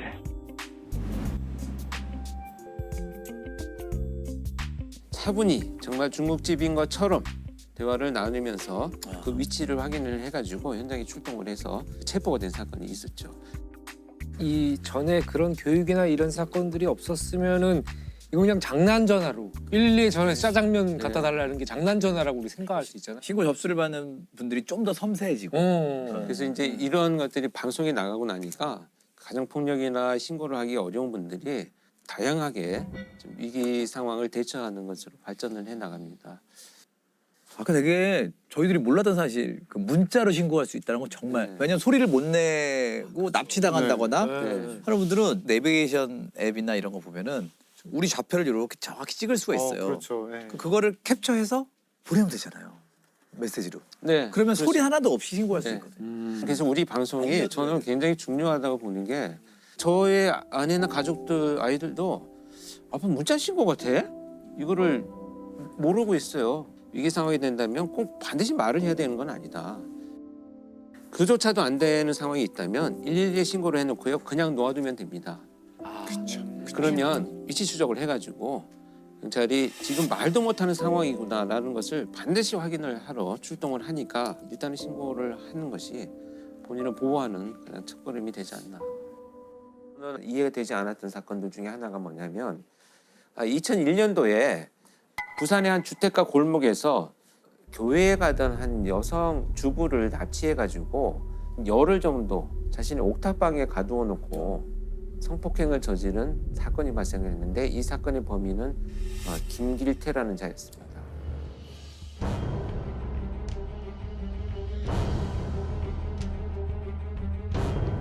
김 씨가 지난 2001년 5월 길 가던 30대 여성을 납치해 열흘 동안 감금하고 성폭행한 곳이 바로 이곳 옥탑방입니다. 김 씨는 외출할 때 피해자의 손발을 묶고 입을 테이프로 막아 밖에서 문을 걸어 잠그기도 했습니다. 자신의 거처를 여러 차례에 걸친 성폭행 범죄의 거점으로 이용한 겁니다. 어부 사건이 선박이라고 하는 장소를 이용을 했다라고 하면 김길태 사건에서는 자신의 옥탑방을 이용했다라고 하는 이 장소적 특성을 우리가 이제 공통점으로 볼 수가 있겠습니다. 근데 피해자가 거기 열흘 동안 이제 감금이 되어 있으면서 김길태가 술에 취해서 잠이 든 사이에 몰래 빠져나와서 경찰에 신고를 해서 체포가 됩니다. 아마 들으시면 너무 분노하고 화가 나실 텐데 제가 방금 말씀드린 이 첫 번째 사건에서 김길태가 무려 50페이지에 달하는 탄원서를 자기가 작성을 해서 법원에 제출합니다. 그 50페이지를 제가 다 읽어봤어요. 일관된 게 뭐냐면 피해자가 유혹의 눈빛을 보낸 것이 계기가 되어가지고 합의된 성관계다를 주장을 하는 납치해온 것은 맞다. 그런데 그 다음에는 대화가 잘 되면서 내가 풀어줬고 또 담배를 피러 가기도 하고 내가 잠깐 전화를 걸고 나가기도 했는데 창문만 열면 도망갈 수 있었는데 피해자가 그냥 있었기 때문에 나하고 사귀고 같이 살려는 마음이 있었던 것이다를 주장한 게 50페이지예요. 범행을 무작정 부인하는 김길태의 태도는 과거 범행 때를 보더라도 거의 습관인 것 같습니다. 인정하십니까? 저는 라면 끓여 먹을 밖에 없는데요. 예? 라면밖에 안 끓여 먹었는데요. 지난 2001년 주부 납치 성폭행 사건 재판에서는 증거가 나와도 억울하다고 버티는 바람에 성폭행 범행에서는 거의 하지 않는 현장 검증까지 하게 만들었습니다. 덕이 성폭행이 아니라 여성과 동거한 것이라고 주장해 결국 피해 여성은 법정에까지 서서 당시 상황을 증언해야 하는 고통을 겪었습니다. 김길태는 1심에서 징역 12년을 선고를 받습니다. 근데 2심에서 8년으로 감형이 됩니다. 항소심 재판부에서는 피해자가 성폭행을 당한 것 말고는 신체에 위해를 당한 것은 없다는 이유로 김 씨의 형량을 12년에서 8년으로 낮췄다. 예? 직접적인 상해를 가지 않았다. 위험만 직접적인 했다. 상해가 뭐죠? 물리력 이렇게 때리거나. 아니 성폭행이 상해 아니에요? 이해가 안 되는. 김길태의 주장을 그게 상식에 먹혔던 거죠 그 당시에. 오히려 그 상황을 보고 감형을 해준 거예요. 왠지 아까 그런 얘기들을 네. 듣고 변화가 생긴 모양이에요 판사가 지금. 근데 그 피해자 입장에서는 방구조가 워낙 음침하고 옥탑방인데다가 쳐다보는 눈빛조차가 쇠사슬이 묶여있는 것 같은 이런 느낌이라는 거죠. 피해자 입장에서는. 그 공간이 이제 그 가해자의 네. 편이고 가해자의 도구이고 거기서 그 공간이 자기 편이 아니라고 생각하는 사람한테는 제대로 그 저항을 할 어떤 그런 용기라든가 힘 같은 게 잃게 되는 것 같아요. 실제로 범죄 피해자들이 이런 심리적인 경험을 정말 많이 하는데 네. 그게 그냥 일반적인 성인이고 장애가 없고 이러면 수사기관이나 법원에서 좀 이해하지 못하는 거예요. 맞아요. 기존의 네, 시각에서 네, 바라보니까. 근데 정말 그 당사자들 얘기 들어보면 그 당시엔 아무런 판단이 안 된다 이런 얘기 되게 소위 많이 이제 하세요. 머릿속이 하얘진다. 네. 제가 그래서 여러 가지 그 연구 논문들을 보니까 절박한 공포와 두려움 상황에서 심박수가 뛰기 시작을 하면 110비 넘어가면서 소근육 운동에 마비가 오기 시작을 합니다. 그래서 휴대폰 신고 번호를 제대로 버튼을 누르지 못한다는 거죠. 이제 손가락이 마비가 오기 때문에. 그다음에 이제 소리를 지르는 것도 어렵게 되는 이런 상황이 전개가 된다. 자, 그래서 제가 말씀드리고 싶은 것은 이제 우리가 뭐 피해자가 도망가지 않았어. 그럼요. 그냥 있었어. 왜 저항하지 않고 고함치지 않았어. 이런 식의 평가들 정말 우리가 잘못된 그동안의 평가였다는 것을 알 수 있는 피해자는 의무사항이 없어요. 피해자가 왜 의무사항이 당연한 말씀이죠. 아주 상식적인 얘기긴 하지만 범죄의 책임은 결국은 가해자한테 있는 겁니다. 그렇죠. 피해자의 상황을 저희가 쉽게 판단하는 것들을 좀 삼가해야 되지 않을까. 그렇죠. 맞습니다.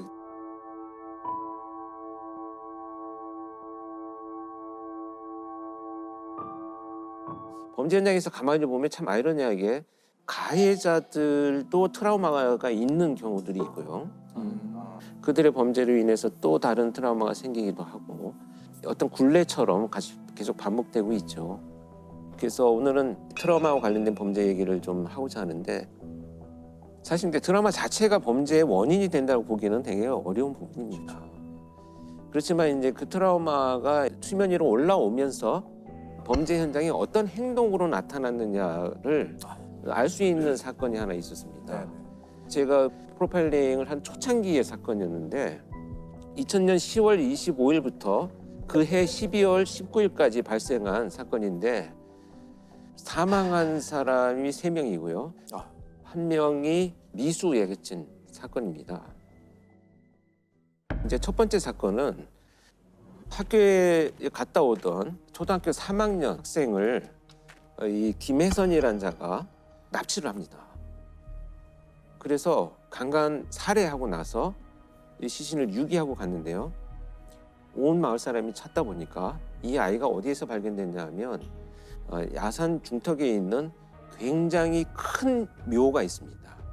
거기 그 묘 위에 아이가 팔을 정말 십자가처럼 이렇게 벌리고 전시를 하듯이 이렇게 눕혀져 있었어요. 좀 이해할 수 없는 행동이죠. 왜냐하면 범죄자의 심리라고 하는 것이 기본적으로 시신을 어떻게든 은폐하고 그 발견이 지연되도록 만들고 가는 것이 기본적인 범죄자들의 범행 이후의 행동인데 팔도 이렇게 벌려놓고 전시를 해놓은 것처럼 나타났습니다. 그래서 그때 당시에 이제 굉장히 논란이 많았었죠. 이 행동에 대해서 열심히 수사만 전개되고 있던 와중에 두 번째 사건이 발생을 합니다.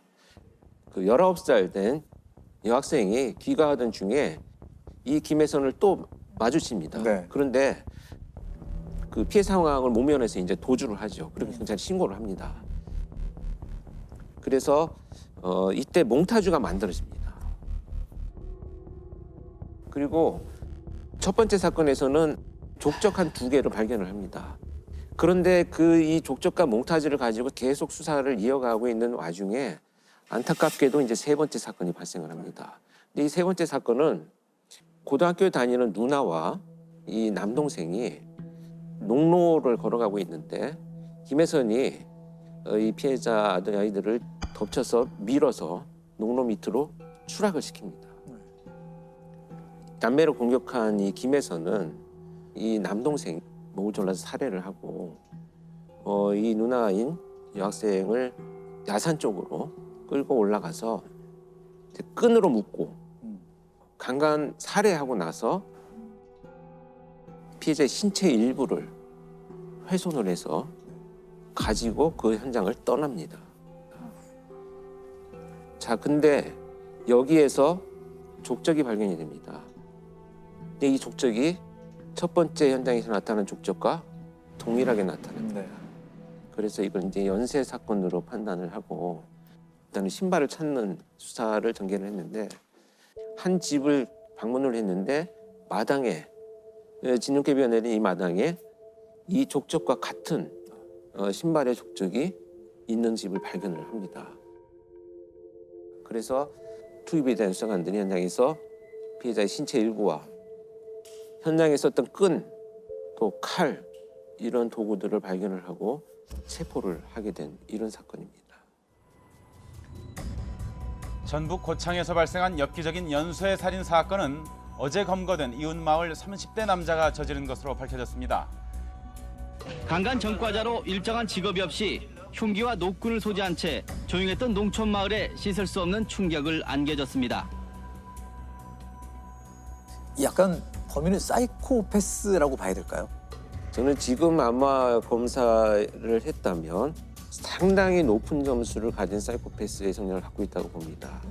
제가 현장에 투입이 됐었던 사건이고 면담을 실제 들어갔을 때도 이 김혜선이 저한테 이제 굉장히 얼굴에 미소를 띠면서 자신 있고 즐거운 표정으로 했던 얘기는 뭐냐면 그 시기에 자기가 동물을 학대한 내용들을 설명하는 과정이었습니다. 갈등이나 이제 어떤 그 스트레스 요인이 됐을 때 있는 동물들한테는 다 잔혹행위를 저질렀는데 사실 성장을 해가지고 사람한테도 같은 방식으로 공격 행위를 하면서 자존감이 회복되는 그런 느낌들인 거죠. 전형적인 사이코패스의 모습을 진짜 드러내는 이런 자였죠. 아, 그러면은 무덤에 눕혀가지고 이렇게 전시하듯이 했던 그 이유가 뭘까요? 이제 그것이 이제 가장 의문스러웠죠.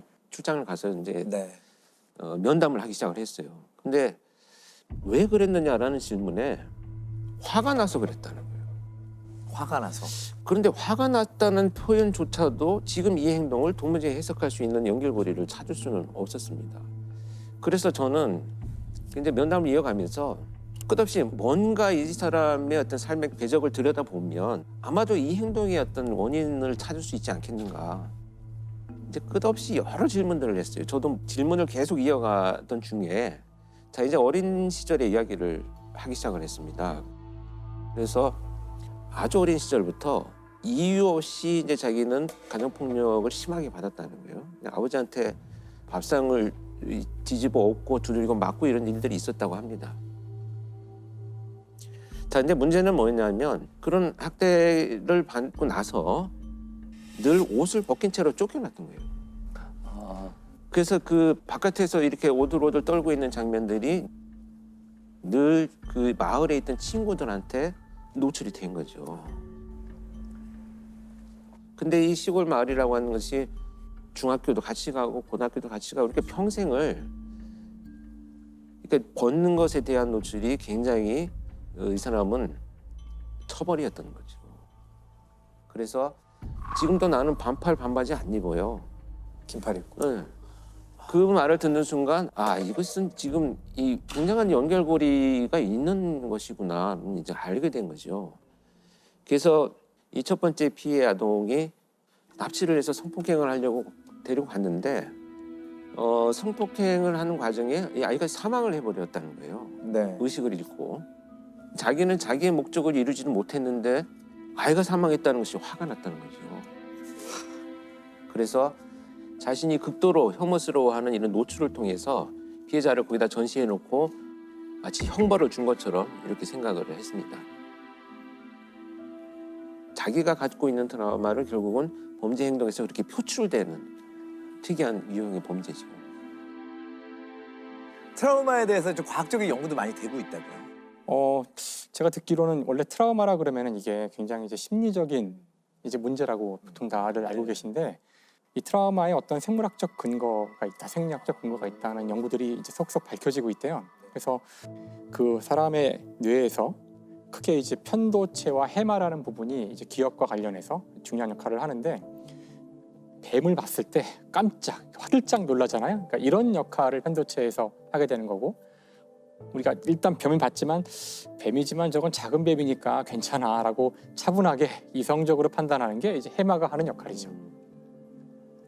보통 우리가 이제 경험을 해서 기억으로 바꿀 때 이 두 가지가 다 협업을 잘 해야 돼요. 자, 그런데 이제 그 트라우마가 남는 상황일 때에 이제 연구를 해보면은 이 해마가 제대로 역할을 못하고 편도체가 아주 과잉으로 이제 이것이 흥분돼 있는 이런 것들이 많이 발견됐대요. 그러니까 이게 무슨 뜻이냐면은 어떤 기억들은 이것이 제대로 이성적으로 판단해서 그것에 대한 가치가 평가돼서 남는 것이 아니라 그냥 공포나 불안 이런 것들하고만 결합된 상태로 남는 거죠. 그래서 이제 이런 사실이 이제 알려지게 되니까 그 트라우마에 어떤 생물학적 이유가 있다는 뜻은 거꾸로 이걸 생물학적으로 생리학적으로 해결할 방법을 찾을 수 있을지도 모른다는 거예요. 그래서 따라서 이 뇌에 이 아까 얘기한 편도체나 이 해마에 어떤 물리적인 자극을 주어서 트라우마를 약간 완화시키는 그런 실험들도 실제로 이루어지고 있더라고요. 그러니까 앞으로 이제 트라우마를 저희가 뭐 약으로 극복할 수 있거나 그런 단서를 줄 수도 있는 거죠. 범죄 피해자들의 트라우마에 대해서도 좀 중요하게 다뤄봐야 될 문제인 것 같아요. 그렇습니다. 결국은 가해자들에 대해서 뭐 서사를 만들기 위해서 트라우마를 연구하는 건 아니니까요. 그들의 행동을 이해하기 위해서 우리가 연구를 했다면 사실 피해자, 그다음에 그 남은 가족들까지도 이 트라우마가 심합니다. 아까 그 김혜선 사건에서 중간에 몽타주를 만들었던 그 도주한 그 피해 여성은 그 사건이 2000년도 사건이잖아요. 지금도 바깥에를 거의 못 나오신다고 합니다. 그 두려움이 아직도 커서. 그다음에 이제 어떤 그 성폭행 피해자는 그 범인한테 났던 뭐 비누 냄새나 향수 냄새 이런 것들이 이제 인상 깊게 남아 있다가 유사한 냄새를 맡게 되면 온몸이 얼어붙어서 이제 움직이지 못하는, 또 방화 같은 것으로 인해서 이제 그 자식을 잃은 부모가 있었는데 그분들은 끝없이 휴대폰이나 인터넷 그 컴퓨터에 불이 나서 사망하는 사람이 어떤 고통을 느끼는지를 끝없이 검색을 하세요. 그러니까 내 자식이 얼마나 힘들게 죽었는지를 자꾸 자기가 경험하려고 하는 고통, 죄책감, 자식을 지켜주지 못했다고 하는 자기 어떤 죄책감 이런 것들이 막 연결이 되어가지고 결국은 같은 방식으로 극단적인 선택을 하는 경우들도 많이 있긴 합니다. 해마다 발생하는 수만 건의 범죄 뒤에는 상처를 입고 힘들어하는 피해자들이 존재합니다. 연쇄살인범 유영철에게 희생된 피해자의 친동생이 스스로 목숨을 끊었습니다. 안양 초등생 유괴 살해 사건의 피해자 이양의 아버지 이천 씨가 7년간 술로 괴로움을 달래다 딸의 곁으로 갔습니다. 납치하는 거 다 정말 어떻게 살아요? 자식을 본 죄인인데 뭐서 말을 어떻게 하는 게 아니고 내가 지금 그 얼굴을 보려는지 지금 우리 딸이 땅속에 묻고 온 사람이야. 사실 범죄 피해라고 하는 것이 국가에서도 책임이 있다고 봅니다. 안전을 책임져야 되는 국가가 사실 소홀히 한 책임들도 있죠. 물론 가해자의 비난이 당연히 크겠지만 범죄 피해자에 대해서 국가가 구조해야 될 의무는 헌법상 의무예요. 헌법 30조에 보면 범죄 피해자에 대해서는 법률이 정하는 바에 의하여 국가로부터 구조받을 수 있다 이렇게 규정이 되어 있어요. 그래서 이 헌법상의 의무에 따라서 만들어진 법률이 범죄 피해자 보호법이라고 있어요.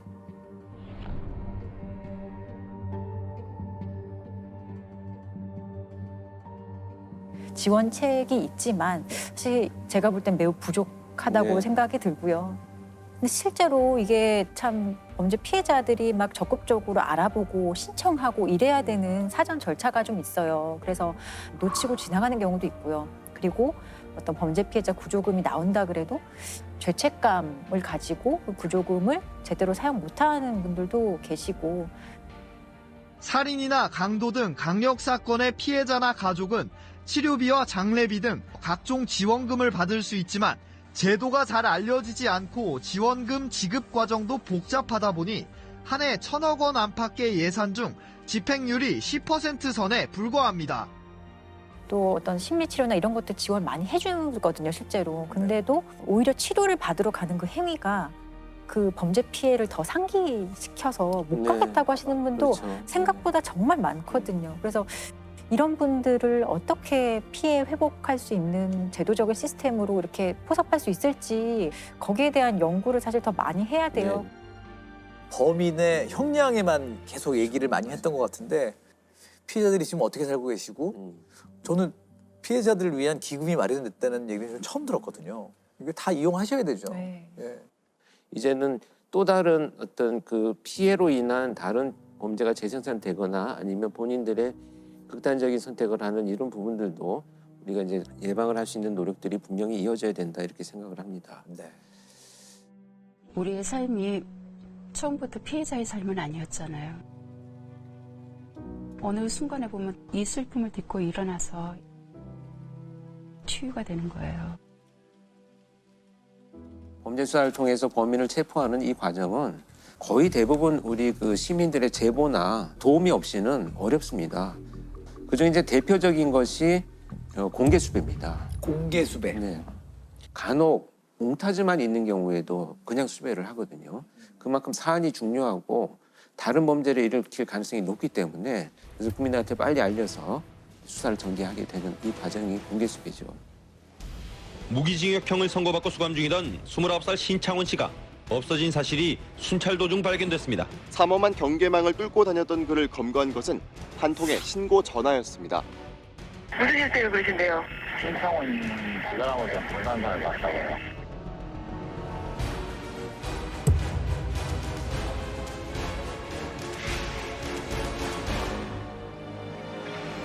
계곡 살인 사건의 피의자인 이은혜와 조연수가 오늘 낮에 검거됐다는 소식이 들어왔습니다. 이은혜와 조연수는 경기도 고양시 덕양구에 있는 한 오피스텔에서 붙잡혔는데요. 지난달 30일부터 공개 수배로 전환된 지 17일 만입니다. 이렇게 이제 범죄 수사에 그 여러 공개 수배를 활용을 하는데요. 제가 오늘 말씀드릴 내용은 2015년에 발생한 소위 트렁크 살인 사건으로 보도가 된 김일곤이라는 자에 의한 살인 사건입니다. 2015년에 충남 아산에 있는 한 대형 그 마트 주차장에서 범인이 전국을 피해자를 데리고 돌아다니다가 피해자가 이제 탈출을 하려고 하니까 거기에서 피해자를 살해합니다. 그리고 심지어 트렁크에 피해자의 시신을 싣고 심지어 피해자를 싣고 서울 시내를 통과를 하다가 다른 차와 접촉사고가 납니다. 그래서 도망을 갑니다.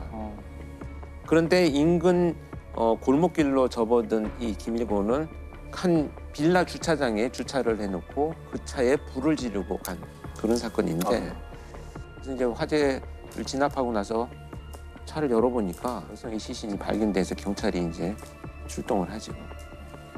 서울의 한 빌라에 주차된 차량에서 30대로 추정되는 여성의 시신이 발견돼 경찰이 수사에 나섰습니다. 40대로 보이는 남성이 불안한 듯 멈칫하며 주차장을 나섭니다.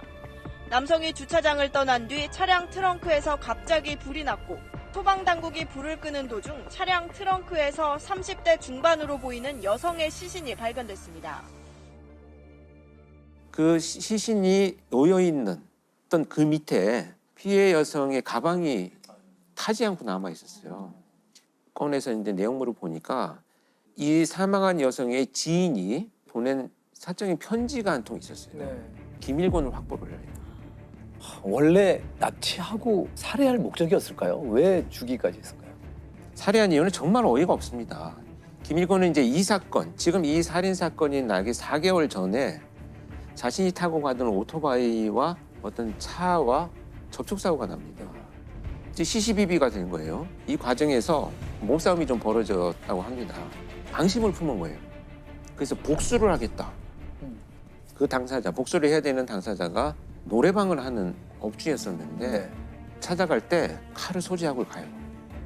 근데 막상 갔더니 상대방이 칼을 꺼냈는데도 칼 들고 덤벼봐 이런 식의 이제 반응을 하니까 자기가 무서워서 도망을 가버렸어요. 그래서 내가 이걸 방법을 바꿔야 되겠다라고 생각한 것이 황당하게도 여성을 납치해서 노래방 도우미로 속여서 취업하게 만들고 환심을 사서 유인하겠다.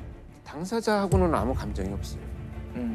자기가 목표로 한 그 사람의 도구로 지금 누군가의 피해자가 양산이 되고 참혹한 죽음을 맞은 정말 이상한 형태의 범죄거든요. 그래서 저는 기존에 벌어졌던 김일권의 행동 특성들을 파악을 해서 전과가 22범이었습니다. 그 시신을 이렇게 훼손하고 부르지르고 간 행위만 보더라도 럭비공 같은, 그러니까 어디로 튈지 모르는 정말 너무나 충동적인 패턴을 보이고 있습니다. 근데 한 3일 동안 수사를 하는 동안에 숨어 있었단 말이에요, 자기가. 그러면 이 사람의 성향으로 봐서는 그렇게 혼자 숨어 있는 것이 일주일 열흘이 굉장히 참기 힘들 것이다. 뭐 편의점 누구와 다툼이 일어날 수도 있고. 결국은 이제 이 사건은 공개 수배를 하고 나서 이제 체포가 되었는데요. 최근 서울 성동구에서 일어난 일명 트렁크 살인 사건에 대해 경찰이 용의자 공개 수배에 들어갔습니다. 용의자 김일권은 지난 11일 여성 주모 씨를 살해하고 차량 트렁크에 실어 불까지 질러 시신을 훼손한 혐의를 받고 있습니다. 3일 후에 결국은 나타납니다. 김일권이 도저히 참지 못하고요. 한 동물병원으로 찾아갑니다. 동물 마취제를 달라고 해요. 이제 자기 복수의 대상에 이제 마취하고 뭐 범행을 저지르겠다 이런 계획이겠죠. 여기까지도 어설퍼요. 네. 그 구할 수 있는 게 아니잖아요. 그렇죠. 그러니까 이제 이 눈치가 이상하니까 이 간호사가 얼른 112 신고를 합니다. 그 신고 소리를 듣고 이제 김일권은 도망을 가죠. 그런데 도망을 가서 길을 가던 중에 출동을 하던 경찰이 발견을 합니다. 김일권의 모습하고 유사하다고 생각을 해서 대로를 그냥 달려가서 김일권 체포를 합니다. 경찰 검문을 받던 남성이 갑자기 도망치려 합니다. 급기야 경찰관을 향해 흉기를 꺼내 들고 휘두릅니다. 제압당할 듯 당할 듯 계속 저항하던 이 남성은 지나가던 시민이 가세에 흉기를 뺏은 뒤에야 붙잡혔습니다. 바로 트렁크 여성 시신 사건의 피의자 김일권이었습니다.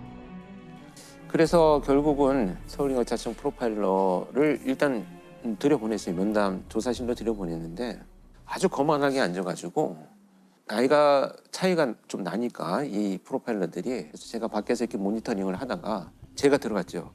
들어가서 마주 앉아가지고 정말 아주 그냥 정색을 하고 쳐다보고 말을 하지 않았어요. 자, 그때부터 갑자기 눈을 아래로 내립니다. 그래서 자, 이제 눈을 위로 올리고 나는 봐야지, 이제 이런 태도로 이 면담을 시작을 했었죠. 제가 정말 놀란 것 중에 하나가 다른 사람의 행동과 태도를 아주 왜곡되게 받아들이고요. 끝없이 자신을 무시한다라고 하는 이런 편집증적인 성향. 살인을 저질러야 될 대상자들을 조목조목 기록을 해놨습니다. 근데 그 기록의 내용이 뭐냐 하면 내가 병원에 입원했을 때 불친절을 해줬던 간호사, 내가 판결을 받을 때 나한테 불리하게 판결한 판사, 그래서 형사. 그래서 제가 그걸 물어봤죠. 그랬더니 단 한마디로 돈 주면 다 돼. 나는 지금도 억울하다라고 고함을 치고요. 김일권은 조금도 당황한 기색이 없었습니다. 혐의를 인정하냐는 질문에는 오히려 버럭 화를 냈고 난 잘못한 게 없습니다. 어떻게 잘못한 게 없어요, 나. 범행 동기를 묻자 또다시 혐의를 부인했습니다. 난 잘못한 게 없고 나는 그 앞으로 살아야 된다고. 김 씨는 무기징역이 선고되자 이 판단이 옳으냐며 항의했다가 법정에서 끌려나갔습니다. 그래서 김일곤은 결국 이제 무기가 최종